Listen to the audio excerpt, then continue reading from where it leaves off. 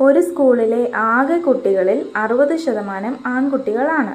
പെൺകുട്ടികളുടെ ആകെ എണ്ണം 500 ആയാൽ ആ സ്കൂളിൽ എത്ര ആൺകുട്ടികൾ ഉണ്ട്? ഇതാണ് ചോദ്യം. Options: A 750, B 1250, option C 800, option D 850. അപ്പം നമുക്ക് സൊല്യൂഷൻ നോക്കാം. മൊത്തം കുട്ടികളുടെ എണ്ണം എക്സ്. അതിൽ ആൺകുട്ടികളുടെ എണ്ണം 60% എന്ന് പറഞ്ഞിട്ടുണ്ട്. ഗേൾസിൻ്റെ എണ്ണം 500 എന്ന് തന്നിട്ടുണ്ട്.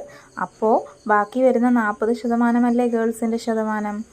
അപ്പോൾ 40% 500 ആകുമ്പോൾ എക്സ് ഇൻറ്റു 40/100 ആണ് 500. അപ്പോൾ എക്സ് സമം 500 ഇൻറ്റു 100/40. അതായത് തിരിച്ചിട്ട് ഗുണിക്കുക എന്ന് പറയും. അപ്പം 1250 ആണ് എക്സ്. അതായത് മൊത്തം കുട്ടികളുടെ എണ്ണം 1250. അപ്പോൾ ആൺകുട്ടികളുടെ എണ്ണം 1250 - 500 750. ഓപ്ഷൻ എ ആണ് ആൻസർ.